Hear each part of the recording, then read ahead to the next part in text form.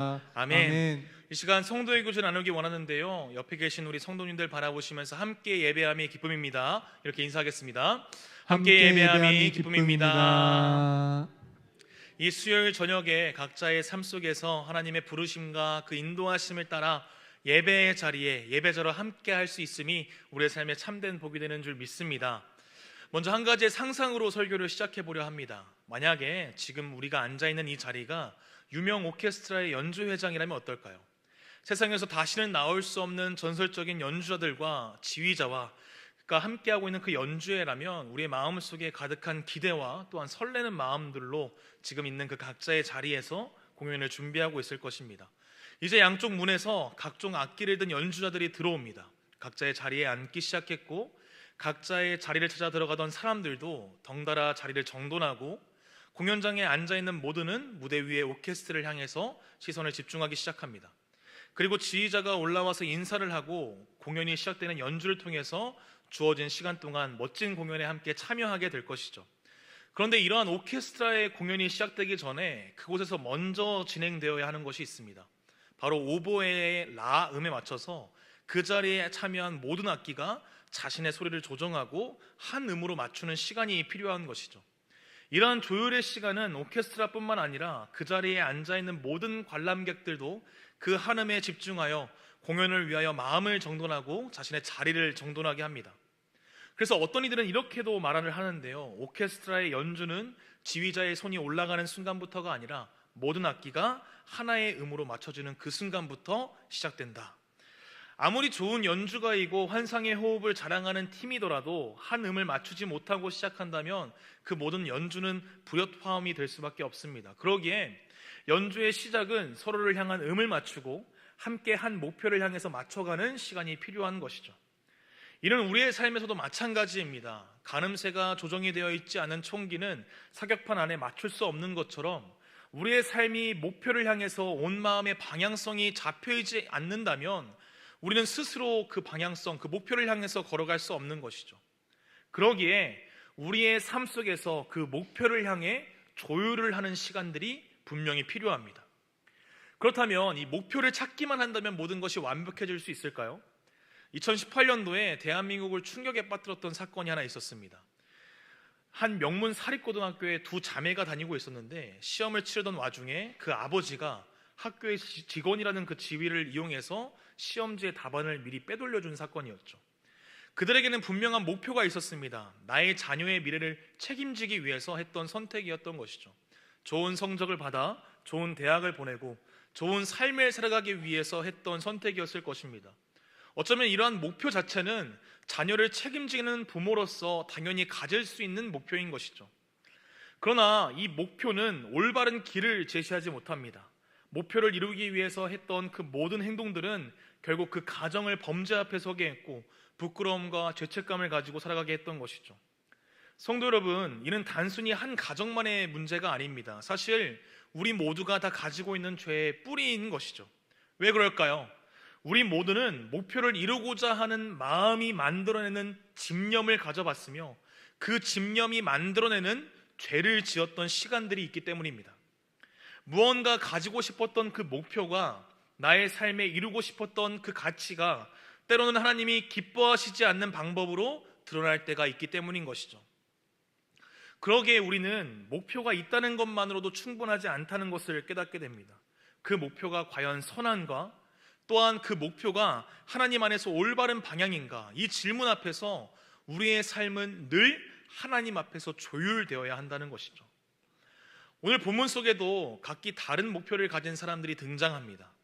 헤롯은 자신의 권력을 지키고 인기를 얻기 위해서 교회를 핍박하고, 교회는 그러한 핍박을 당하고 있는 베드로를 위해서 함께 간절하게 기도합니다.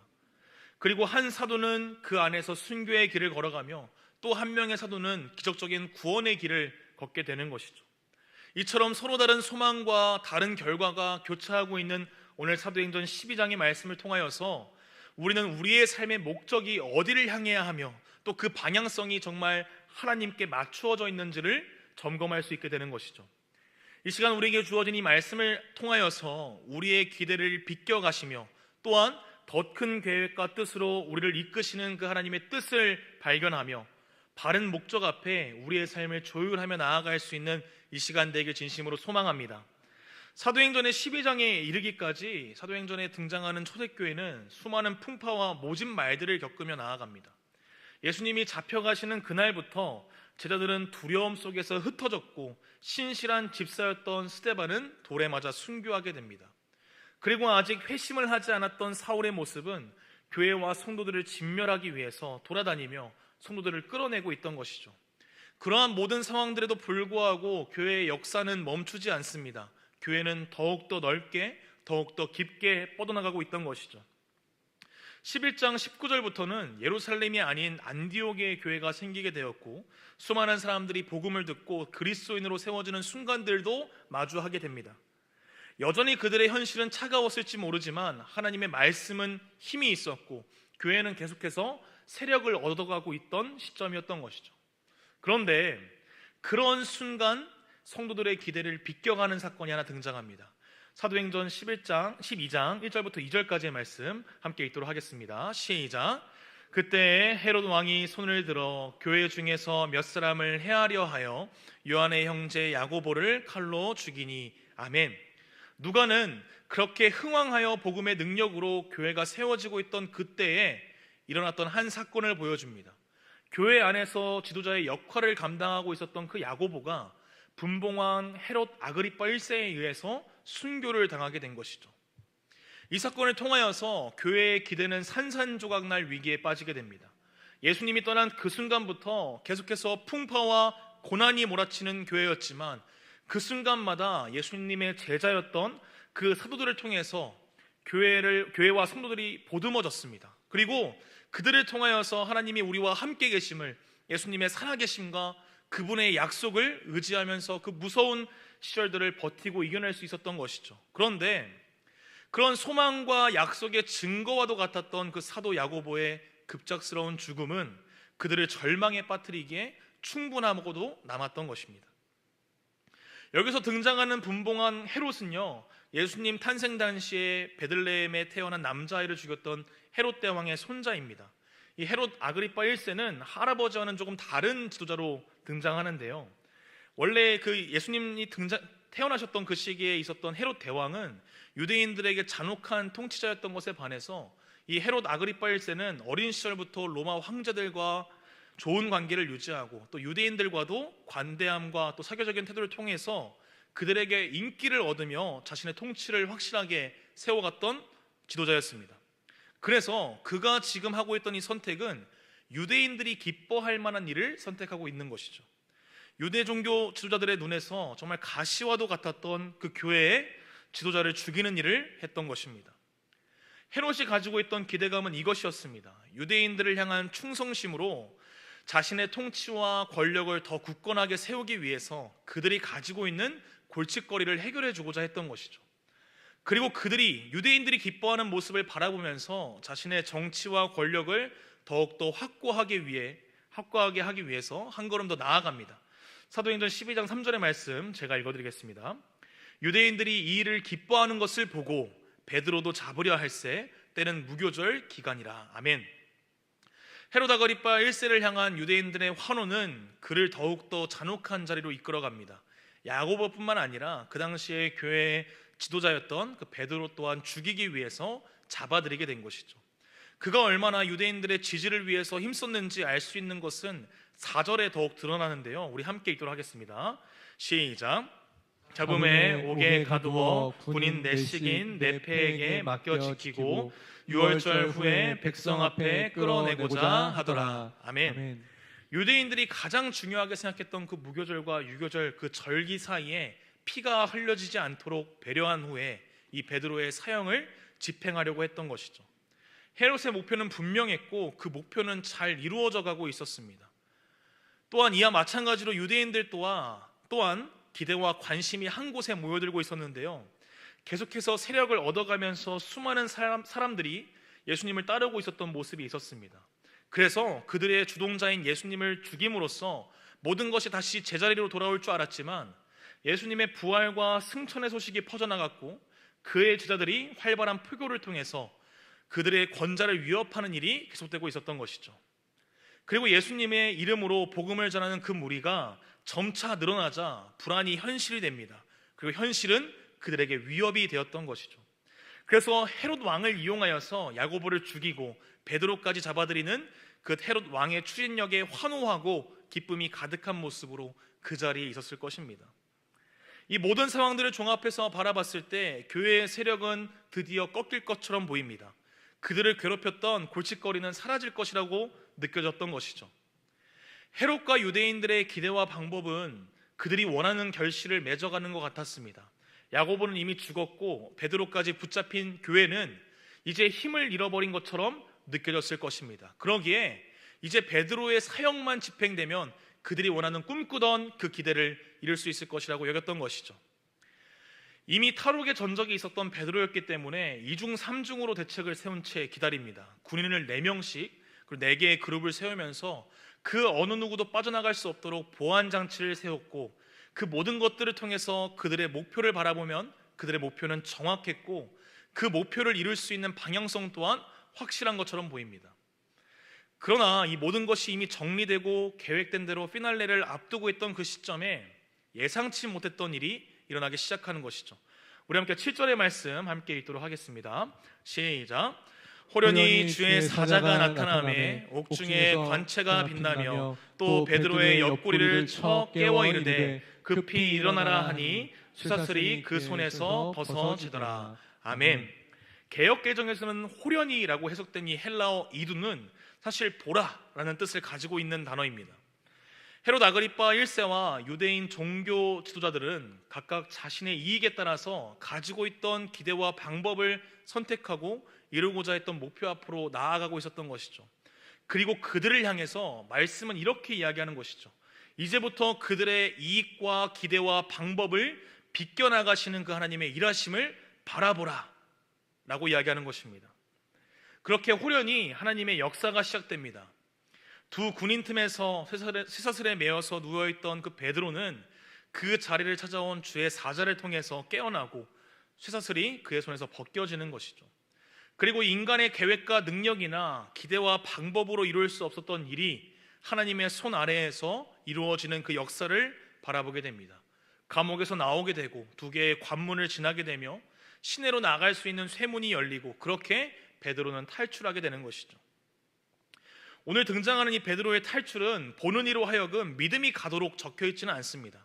그저 하나님께서 그 모든 일을 하셨음을 선포하며 세상의 기대와 방법을 꺾으시는 모습을 보여주고 있을 뿐인 것이죠. 그리고 이 모든 일은 오직 하나님의 손에 달려 있었음을 누가는 밝히 보여주길 원했는데요. 우리 함께 사도행전 12장 11절의 말씀 함께 읽도록 하겠습니다. 시작. 이에 베드로가 정신이 들어 이르되 내가 이제야 참으로 주께서 그의 천사를 보내어 나를 헤롯의 손과 유대 백성의 모든 기세에서 벗어나게 하신 줄 알겠노라 하여. 아멘. 베드로의 탈출은 그 어떤 기대와 방법도 찾아볼 수 없는 일이었습니다. 이는 기도하러 모여있던 그 교회의 모습 속에서도 기대하지 않고 있었던 모습으로 보여지는데요. 베드로가 정신을 차리고 그 교회 공동체로 향해 나아갔을 때 교회의 기대와 그 기도의 제목이 탈출이 아니었음을 분명히 드러납니다.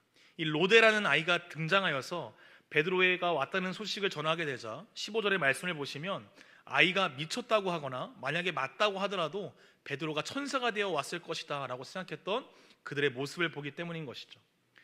교회는 베드로를 위해서 기도했습니다. 그러나 하나님께서 이루실 그 기적은 바라지도 꿈꾸지도 못했던 것이죠. 그들의 기도는 하나님의 뜻과 계획에 맞는 기도는 아니었습니다.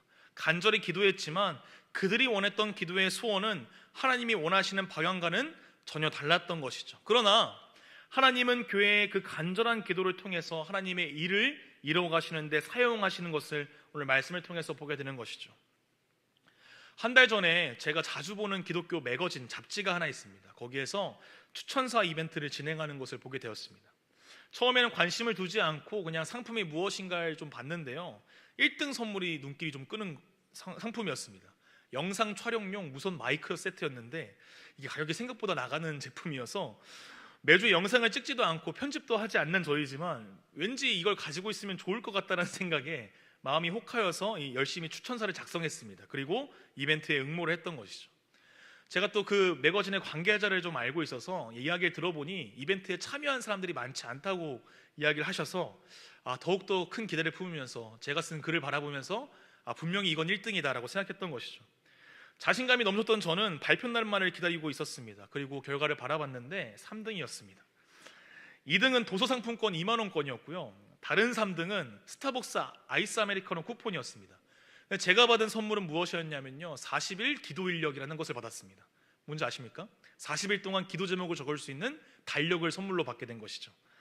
저의 큰 기대가 큰 실망으로 되돌아왔고, 택배를 온다는 문자를 받고 난 이후에도 열어볼 생각도 하지 않았습니다. 저희 집 밖에 꺼내져 있던, 일주일 정도 꺼내져 있던 그것을 들고 들어와서 솔직한 마음으로 이제 분리수거를 할 때 같이 버리기 위해서 비닐을 뜯어서 내용을 확인했는데요, 너무 귀한 깨달음을 얻게 되었습니다. 지금은 집 화장대에 잘 올려놨는데, 이 기도 인력이 내 마음의 소원인 그 기도의 제목을 첫째 날에 적고 그 이후 40일 동안 계속해서 그 기도의 제목들을 통해 기도를 하면서 처음 내가 가졌던 나의 마음과 그 소원과 기대가 하나님이 나를 향한 기대와 나를 향한 하나님의 계획과 꿈에 맞는지를 매일의 기도와 말씀 묵상으로 점검하면서 나의 기도 제목을 수정할 수 있는 방식의 달력이었던 것이죠. 주님께서 가르쳐 주신 기도 외에는 우리의 마음의 소원이 하나님 보시기에 합당한 기도가 되는 것은 쉽지가 않습니다. 그러기에 우리는 매일의 기도의 자리에서 우리의 소원을 간절하게 올려드리는 것도 중요하지만 우리의 소원과 간구의 제목이 하나님의 뜻과 하나님의 계획에 맞추어지기를 바라며 매 순간 하나님과 내 뜻 사이에서 조율을 해나가야 되는 것이죠. 하나님은 영상 장비를 기대하며 응모하던 저에게 이 3등이라는 실패를 통하여서 하나님과의 기도를 바라보게 하셨습니다. 그리고 그 기도를 통해서 하나님이 주시는 더 큰 소망을 품게 하셨던 것이죠. 이제 말씀을 정리하고자 합니다.